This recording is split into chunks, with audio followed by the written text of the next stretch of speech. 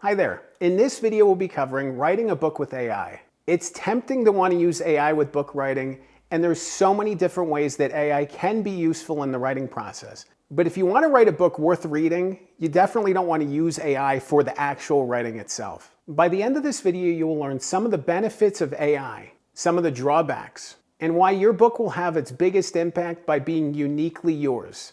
And stay tuned until the end of the video for a resource I really think you're going to enjoy. Let's dive in.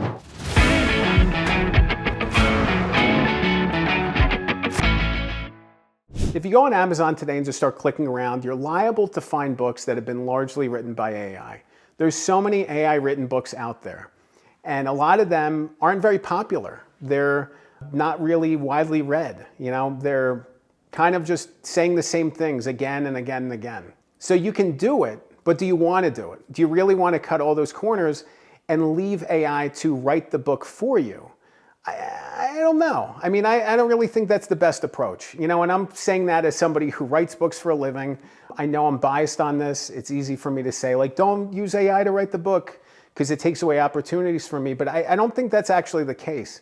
I tried. I played around with ChatGPT when it first came out, and it's obviously gotten better. The writing sounds more authentic because it's been trained using writing from other people. But at the same time, I remember when I decided, hey, it would be interesting to write a series of books about the presidents using ChatGPT. It should be easy. Their information's all out there. It should be easy just to bring something together and just crank them out and make a lot of money.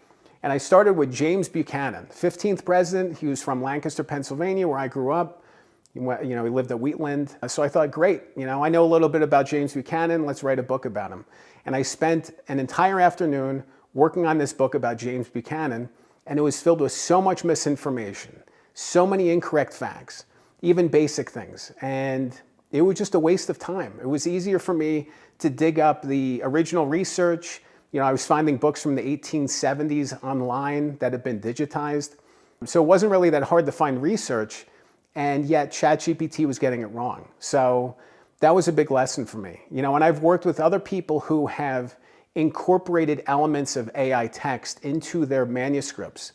I remember one author in particular, and well-written manuscript, and then we got to these little sections and it would be a list of 10 things. And I was like, that looks like ChatGPT text. And checked it out, it came back as flagged, positive for AI written. It's one thing for me to be able to see it because I deal with so many manuscripts, but ultimately I was seeing the same examples in book after book. Every single time that Patagonia is mentioned as one of the best companies in the world, it sounds more disingenuous every time you read it over and over and over.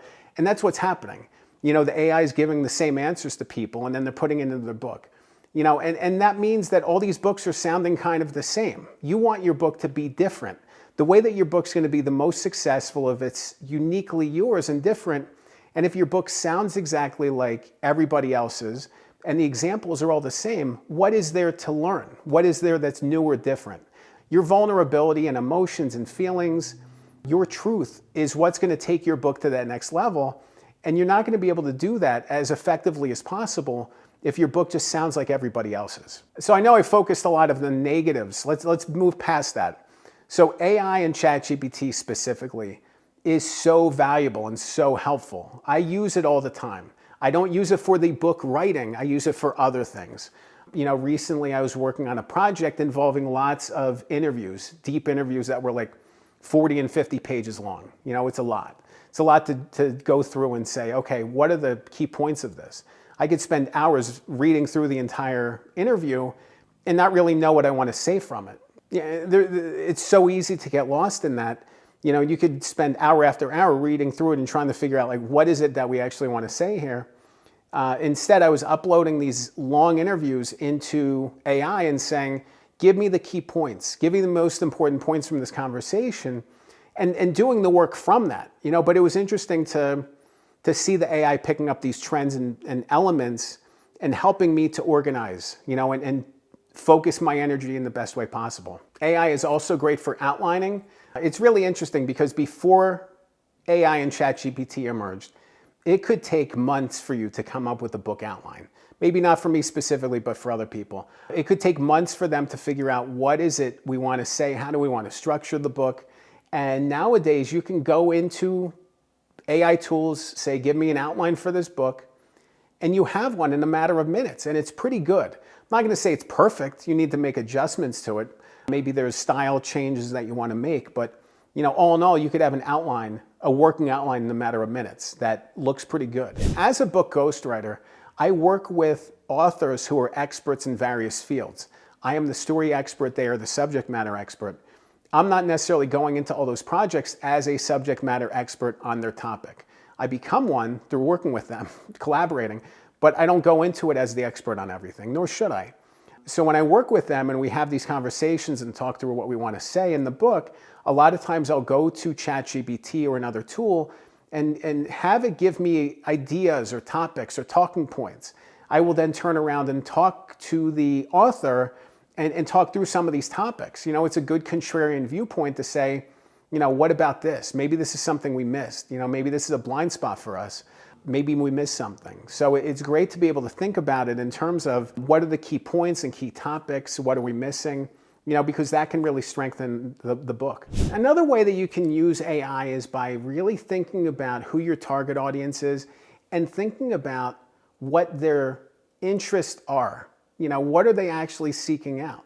I know of other authors who have used AI to tap into their audience and really kind of think in terms of the mindset of their audience. What other things are they interested in? What elements of the book are going to interest them the most? So many different things, and it's just neat to think of it in terms of AI's ability to get into the mindset of your reader. But that's true. I mean, you could use it in so many different ways to really figure out who your ideal reader is, the things that are going to interest them the most, and what they're going to take away from the book.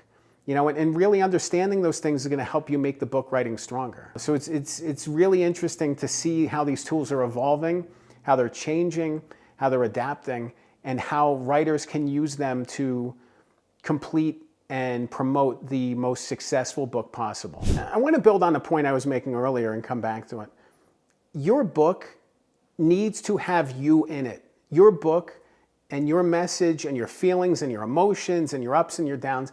AI can't do that. AI can't tap into what you're feeling, what you felt like when you had a struggle in your business, in your career, when you had an up and down in your life. What did it feel like for you? AI can't imagine that. It doesn't know what that feels like, what it felt like for you specifically. And your readers want to know that because they see themselves in the story that you're telling. Maybe their story didn't happen the same way, but they're going to want to learn lessons to say, okay, they handled it this way. How can I do that differently? Or, they succeeded. How can I succeed too? They want that lift. They want that boost. They want to be the best version of themselves. And they really want to understand what you went through to understand what they're going through, to get that validation, understanding, feel a sense of connection.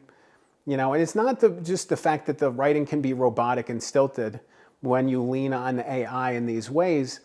It's that the uniqueness is what sets your book apart. The uniqueness is the X factor.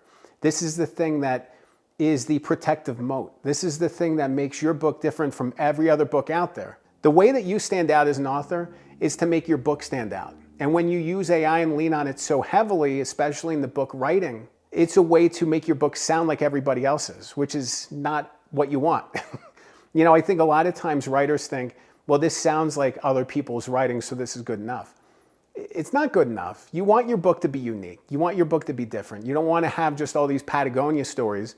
You want to have stories about businesses in your neighborhood, businesses that you've interacted with, your own stories. Those are the things that make your book stand out and different from every other book out there. So be different, lean into it, be proud of that. And by doing that, you're better going to tap into your reader base. You're going to find your audience, your crowd, and you're going to be able to take your message to a bigger place than if you focus just on AI, focus just on the AI type of writing. Again, AI is an awesome tool. I use it all the time. I support it. I think it's great, but use it as an assistant. Use it as a helper. Use it as a resource. Think about delegation. If you work with an assistant in your office or, in your company, you delegate responsibilities to them. Think of AI as a delegation tool. Think of it as busy work. Think of it as doing the things that you don't necessarily want to do, and gathering some quick information, of summarizing key points, of empowering you to write the best book possible without actually writing it through the AI. One more thing I recommend not doing, after you have a draft, I know it's easy to use tools like Grammarly or Microsoft Word's spelling grammar check program to clean up the text. Be careful with using AI to clean up the text.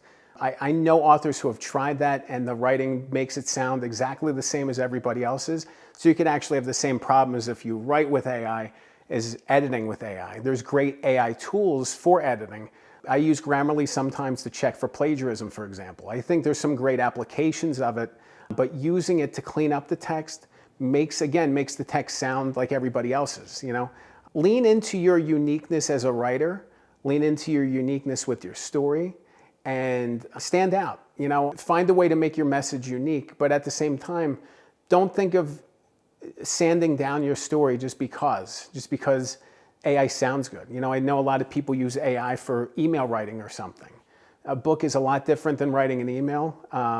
You can get some, bullet points from it, but it's a lot different. And, I just think your story deserves your unique presence from it.